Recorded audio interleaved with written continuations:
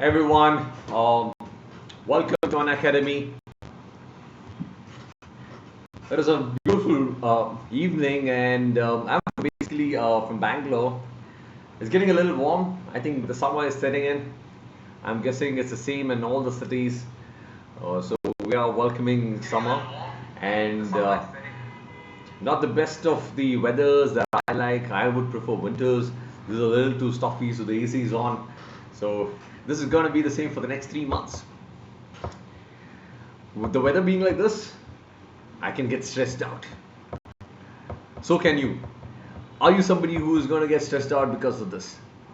If so, you are today going to be a part of the session where we would talk about stress management. How do we manage something called as a stress? I was just watching one of the videos from Sadhguru, and he beautifully says that we should start managing things that are important to us, which are in our control. Stress is something which is not important. Stress is something that we should not be ideally managing, because we should not be getting stressed out, because there's one life, so live it beautifully. Right? So what we're going to do today is talk more about stress management. How do we handle stress? Why does stress happen to us? When it happens, what are the we are going to talk about a little retro ways of managing stress, including yoga, including mudras. Mudras is today not really a practice that is done on a day-to-day basis, so we are going to talk about some of the mudra techniques. So it's going to be quite interesting to know how do we deal with stress, and how mind plays a part in stress. Right. So welcome each one of you to this program of stress management. We are going to give just in the next 30 minutes of how to deal with the stress. A quick introduction about myself. I'm Nitin Prabahakar. Sorry, I think my system is hung. Yeah. Well, I'm Nitin Prabahakar, basically a human resource professional for 15 years. I've worked in companies such as Satyam, 24/7, Convergys, Infosys. I've headed human resources in multiple MNCs. And for the last 2 years, I have identified the need of soft skills, and the need of an individual to develop soft skills in order to work towards his or her progress. And that's the reason I have become a soft skills trainer, and I also engage with Unacademy on developing soft skills.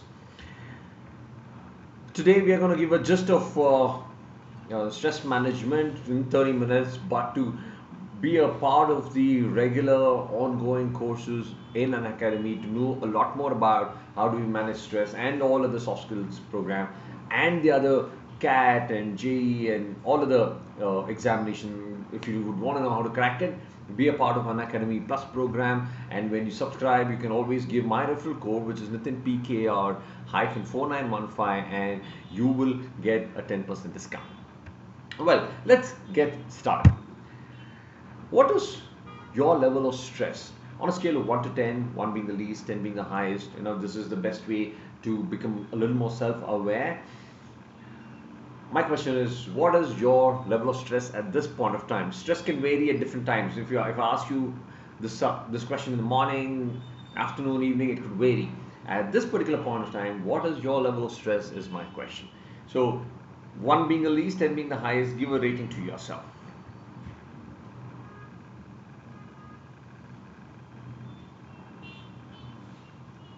All right, I'm assuming you must already have a figure in your head. What causes stress to you? Again, if you can answer this question, I'm going to give you 10-15 seconds. What is that which causes stress to you on a continuous basis?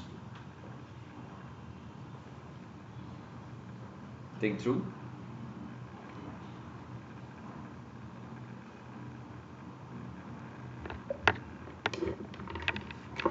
All right, I'm assuming you would have an answer to this.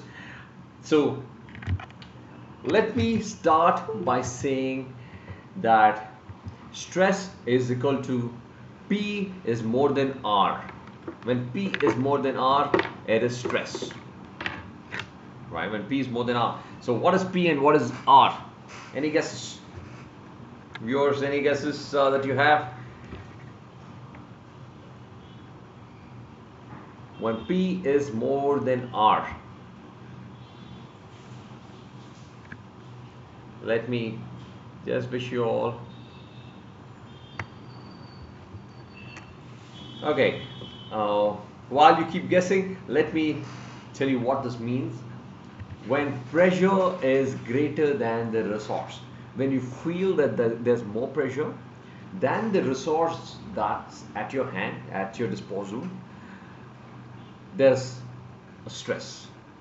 If the P is equivalent to R, the stress is lower. When the P is lesser than the R, then there's no stress.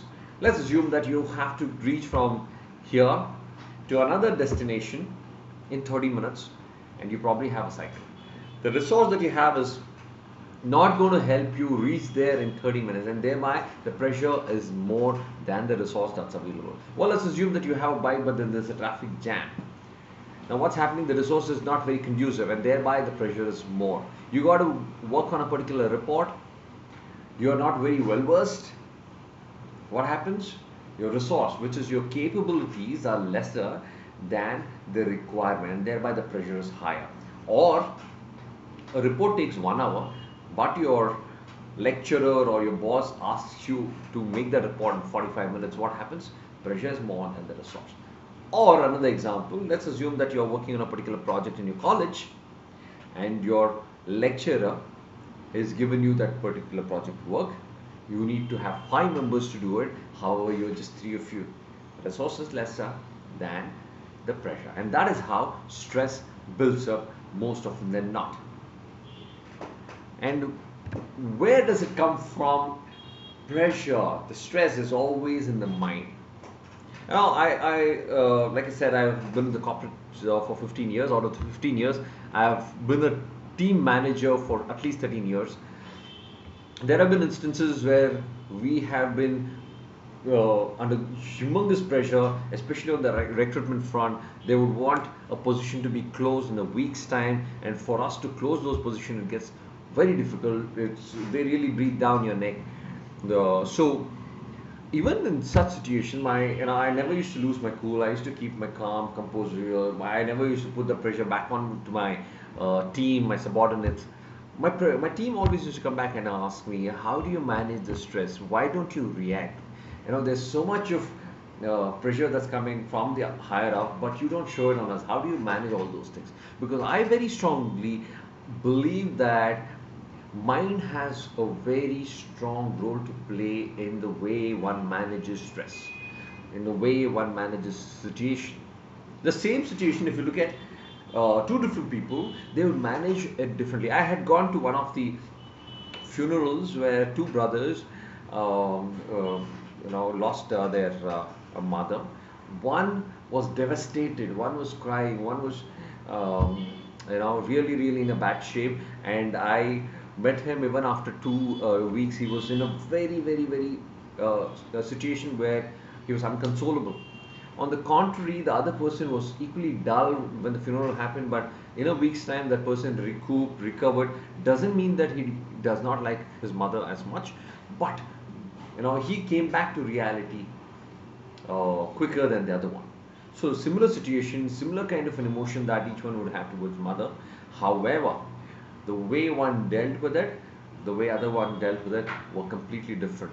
It is called as association and disassociation technique. Now, what is association? When you imagine, let me give you an example. When you close your eyes, when you imagine yourself going in a giant wheel, you going up, you going down. When you go down, you get excited, you get butterflies in your stomach. The reason being, you're associating yourself being on the giant wheel. The moment you associate, you feel that those things are happening with you, and you feel a lot more jittery. On the contrary, when you disassociate, you come out of that particular situation. Say, for example, I'm Nitin. So Nitin is looking at Nitin on a giant wheel, moving in a giant wheel. So what happens is, basically, I don't feel the kind of butterflies when I'm looking at Nitin going on a giant wheel. I'm still more comfortable, right? So that is called as a disassociation technique. My recommendation to you is, whenever there is something which is untowards that's happening, whenever there's a sad moment, whenever there's something that really is bothering you, you always disassociate yourself. You should be disassociating yourself from that particular situation and look at you going through the situation from an outsider standpoint. On the contrary, when there's something good that's happening, when there's something happy that's happening, be completely involved. Be completely involved, and that brings you happiness. Normally, why people go in through depression, through sad modes, or a situation where they cannot manage, is because they associate wrongly to the difficult times. The moment you associate yourself to the difficult times, they would go through tremendous amount of stress, and thereby, my recommendation: associate yourself with all the good things, disassociate yourself with things that are difficult, different for you, right? So that's one part of it. And also remember, it is important, one of the purposes. What's your purpose in life? What is the reason behind you being there? One thing that each one of us want in our life, one of the purposes that each one of us have, is happiness, isn't it? Happiness is one thing that we all crave for, and thereby it's important for us to take life a lot more easy. If you go at a real, if you have a car, if you have a BMW, let's assume, and you're going at a speed of 250 kilometers per hour, the engine could probably last for, say, around a lakh kilometers. On the contrary, if you drive at a speed of around 120 kilometers, 100 kilometers, the engine would last maybe for 2 lakh kilometers. Similarly, your body, do not really stress it out. The moment you stress out your body, what happens is the longevity reduces. Stress is the number one cause for BP, for sugar, for all the other diseases, fever. One would kind of feel not energetic. One would not be motivated. When there's no motivation, there's no happiness. When there's no happiness, there are further other diseases that can come your way, and thereby it is very important for you to ensure that you're very happy in your life. Do not stress yourself too much in your life, right? When there's pressure, handle it. You know that this bad situation is more like a wave. There's a new wave that comes, that goes, new wave that comes and goes. Stress is and stressful situations are such. It comes and keeps going, comes and goes, and all you got to do is be aware that it is going to be temporary in nature. It is not permanent, and thereby don't take too much of it, because your ultimate purpose, your ultimate goal is to be happy, right? I'll just give you another example. I have two nephews who are doing the 10th right now. They are preparing for the board exams, which is going to start in the next 1 week, right? Exactly 6 days to go. I've always seen them. There's one person who is absolutely intelligent, brilliant. He scores 90, 95 plus. And when he comes home, we ask him, what is your percentage? He says, I got 95 plus. I'm not very happy about it. I could have scored a lot more. I'm not really happy. And that's the kind of attitude. On the contrary, the other person comes with 70%, and he is so excited, he's ecstatic about the score. He says, I've got 70%, I need a treat, let's go to Empire. Empire is one of the non-veg joints here. He says, let's go out for a treat, and I'm so happy about it, right? So what happens is just the mindset of being content. You give your best. The whole point is giving your best is what is required. All of you are going to give you exams. Your ultimate aim has to be that you need to give your best. The results are out of your control. Don't look at outcome. Don't look at results. The moment you start looking at results, you will never be happy. You'll never be happy, because you will always be dissatisfied when you have a particular outcome in mind. On the contrary, just look at the input. This is what I'm going to do. I'm going to study for 8 hours a day. I'm going to study for 6 hours a day, whatever that be. And I'm going to give an 100% focus. And for the exams, I'm going to give my 100%. That's the best that I can do. The invigilator is going to correct. And thereafter, you'll get a percentage. Thereafter, the college will take you or not. Right? It does not, it's not in your control. So work on those things that's in your control.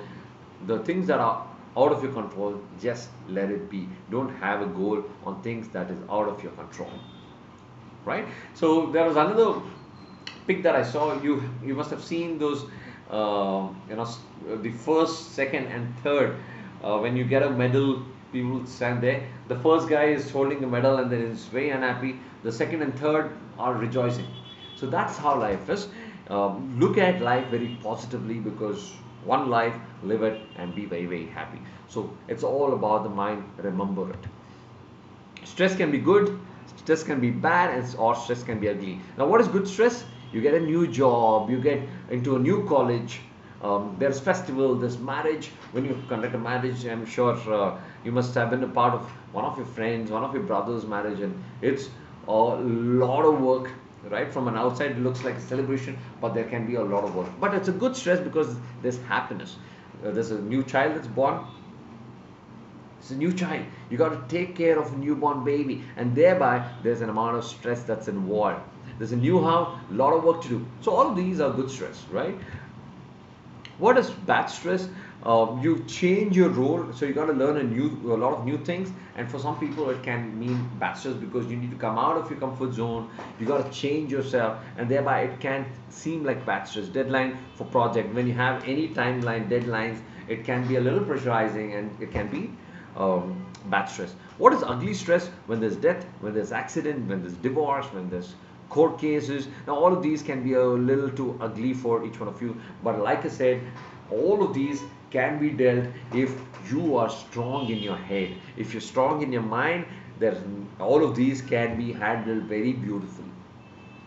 So train your mind, train your mind in a manner that you're more stronger than the situation. The situation should not control you. Vis-a-vis, you should start controlling the situation.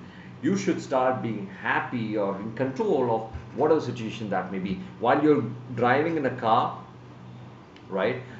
If somebody overtakes you and about to snatch you, we normally get out of the car, or we peep out, and then we scream at that individual, right? Because we are unable to manage the situation. Don't sweat on small things. All you need to do is, okay, probably you must be in a hurry. Please go on. That's about it, right? What happens? You are at ease, you don't have to scream, you are managing the situation a lot better. So keep yourself cool, keep yourself calm, which is very essential, right? Some of the methods to rejuvenate yourself: one is, do you exercise? Do you exercise at least 5 days a week? It is important for you to exercise on a regular basis. This will definitely make you happy, and I'm going to talk to you about why will you be happy in the next slide. Number two, when I go to corporates, I ask, when is the last time that you went on a holiday? On an average, people go on a holiday once in 6 months, once in 9 months, which is not done. And when you go to the gym, if you are a gymmer, if you go to the gym and every day you work out on your biceps, what happens? Your muscle gets tired. It also needs recovery time. Once you work out on your biceps, you're not supposed to work for 2 days on your biceps again, because the muscle is recovering. Similarly, when you're working 365 days, your brain is dead, and thereby I would recommend you to have a holiday once a quarter. When I say holiday, get out of your hometown, get out of the place that you're staying, go out on at least a 1 day or a 2 day trip with the people that you love, or maybe a solo trip. Come back, and what happens is you feel rejuvenated, you feel a lot more motivated, because you've had the share of relaxation that you needed, and after that you come back, and you come back with a lot more energy, and your performance spikes. Your performance is at its best, and hence I would recommend you to take holidays at least once a quarter. The third one is break. When you're studying for your exams, please remember that 90 minutes is, as per research, 90 minutes is one individual can concentrate for the best for 90 minutes, and thereby, if you want to take a break, work for 90 minutes and then take a break. If you do that 90 minutes, you incentivize yourself, you reward yourself by taking a short break for say 20 minutes or so, and then come back again, you're rejuvenated. If you do not take the break, if you want to study for 3 hours at a stretch, somewhere your productivity keeps dipping. Right? Again, I'll give you this example of gymming. If you keep gymming for 1.5, 2 hours, what happens? Your body starts feeling tired. Similarly, if you study for 2-3 hours, your brain starts dying. It feels tired, and thereby 90 minutes, take a short 10 minutes, 20 minutes break, come back, you'll feel a lot more rejuvenated. Music, dance, passion, always follow something that you're passionate about. Don't keep yourself so busy that you can't work on your passion. 30 minutes of listening to music, or 30 minutes of dancing, 30 minutes of cricket, or anything that you love to do, something that's your passion, please pursue that on a regular basis. Don't allow work or studies to really eat you into your passion. That's another tip, because the moment you do something that you love to, it gives you a lot of energy in return. Last but not the least, socialize, mingle with people, get to spend time with people, because that is a great way to rejuvenate. My next slide, I would talk about four different chemicals that gets released, and I was talking about exercise. I'll start with the exercise, which is called as endorphin. The moment you work out, when you jog, when you do when you dance, any form of exercise, or when you laugh, there's a chemical which gets released in the body which is called as endorphins, and that will act as a very that gives you happy. It's called as the happy glands. Whenever I go to the gym, whenever I exercise, especially in the mornings, when I wake up at around 5 in the morning, I gym and then go for my baddie. So my badminton is done by around 8 o'clock. So my entire exercise routine is done by 8 o'clock. I have so much of energy, and because I feel elated, I feel so happy. My brain is working so fast. Any kind of a situation, any idea generation, I normally sit at that time, because my brain is really really sharp at that particular point of time. So if you want to really learn some difficult concept, if you want to come up with creative ideas, that's the best time. Exercise and then sit down for your creative ideas. It's really going to help. That's working for me. Just a good tip for you to follow. Endorphins.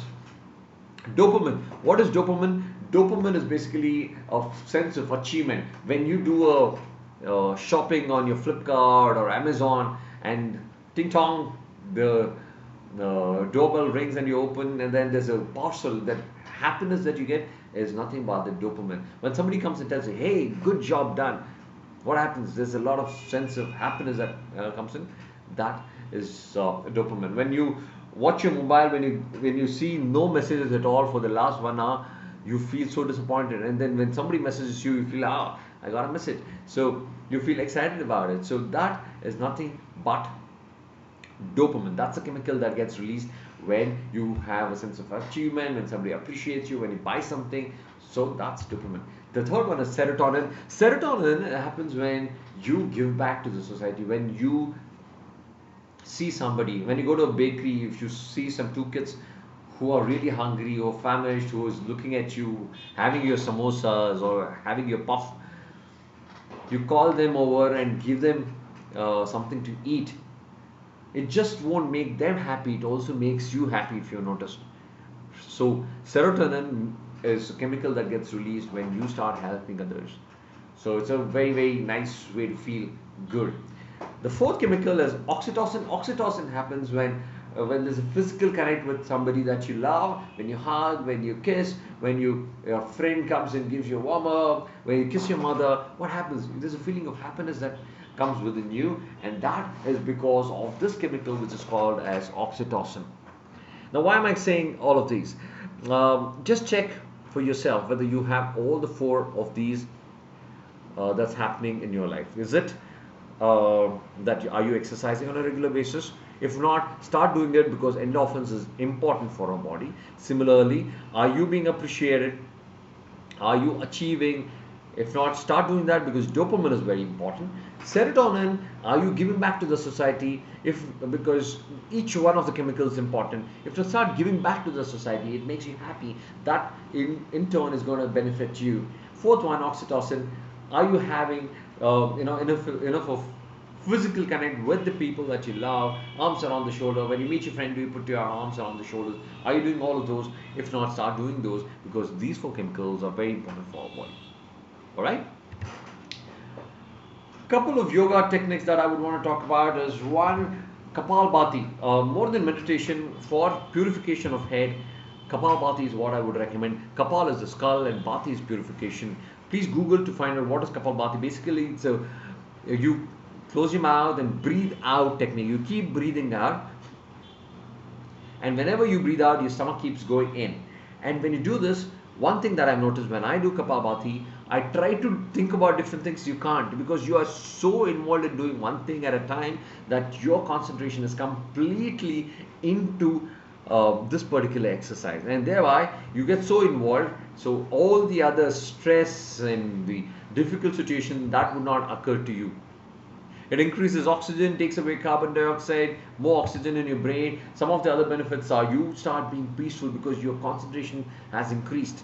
Helpful in early stage of cancer. Now, a few people who are not supposed to be doing this is people with gastric and people with BP.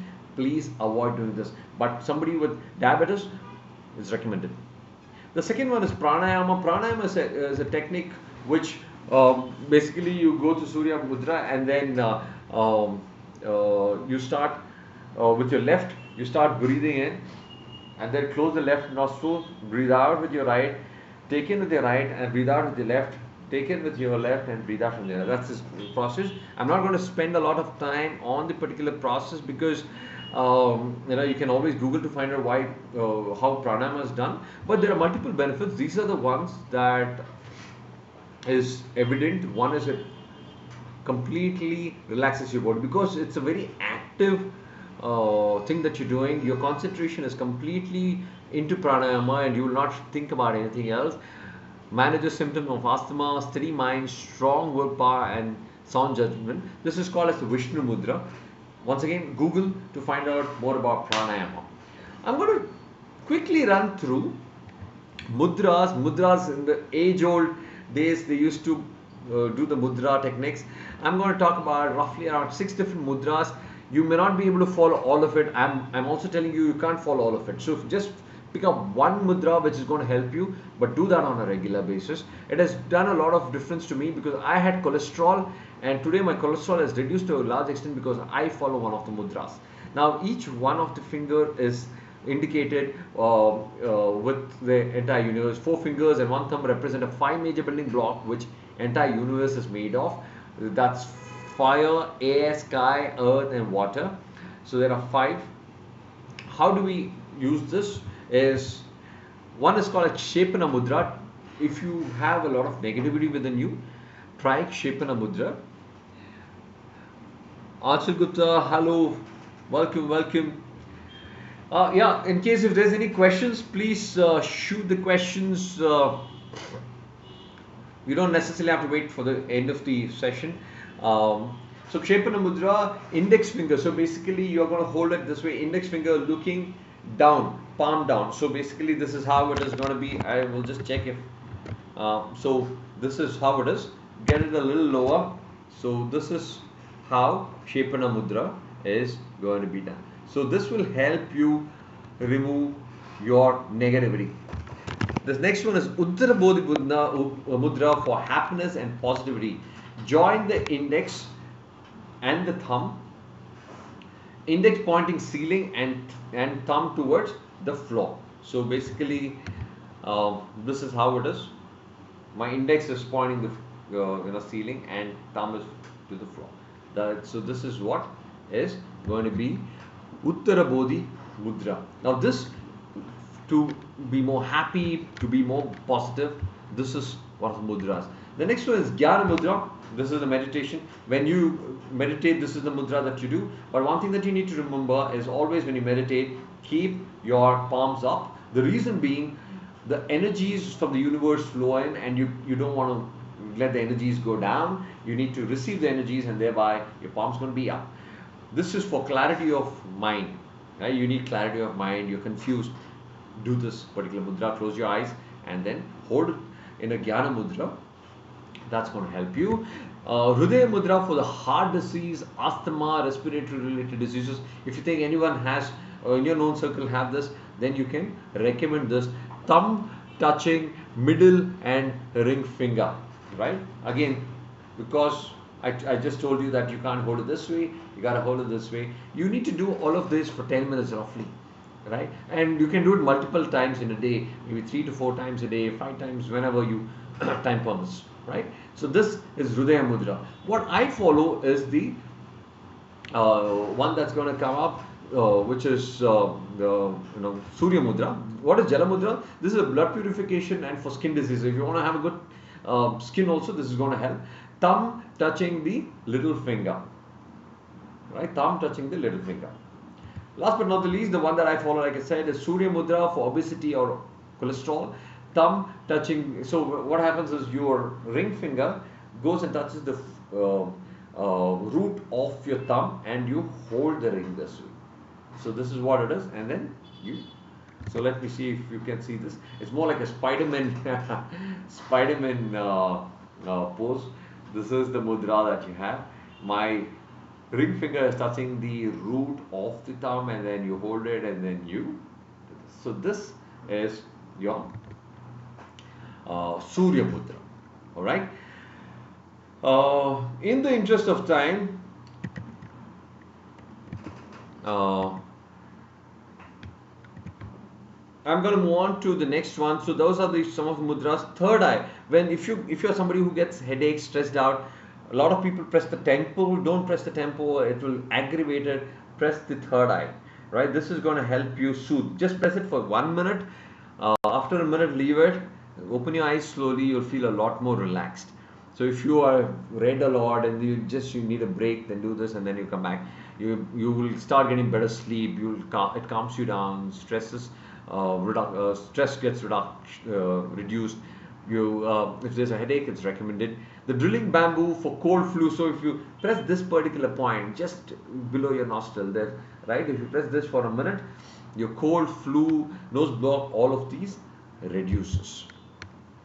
All right. So these are some of the techniques that I want to cover as a part of this particular session. There are a few things more that I want to cover, but because of the interest of time, I'm going to end the session here. Like I said, this is what we covered is a gist of how do you manage stress, but there's a lot of other things that you should know as to how do you manage pressure, how do you manage stress, multiple such things. So join Unacademy for the Plus program in order to know a lot more about stress management. It could be any other soft skills or any of your hard skills. Unacademy gives you that on a platter at your doorstep. You just have to log in and start looking at your laptop and learn through Unacademy. And to do so, you can use my referral code, which is Nitin Prabahakar-4915, and you'll also be eligible for a 10% discount. So don't wait, just go there and apply for the Plus program on Unacademy. If you've liked what you have learned, please like this video on YouTube, share this video, follow me, and subscribe on the Unacademy. Press the bell button. All right. Achal Gupta, thank you. Any questions that you have, I'm going to open it for the next 10 seconds. If you have any questions, please shoot. Else, I'm going to call it a day.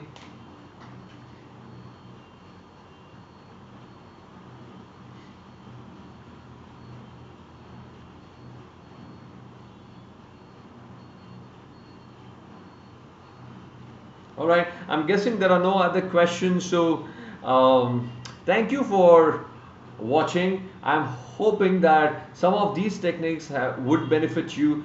Please do use the techniques if you think there's something that is important for you, and the yoga technique or the mudras, start using those. But one thing that I would want to give as a tip, as a takeaway is please do start conditioning your mind, conditioning your brain in a manner that you start controlling the situation and do not allow the situation to control you. With that, wishing you a lovely evening and a good night. And Nitin signing out. Have a lovely evening, rest of the evening. Thank you.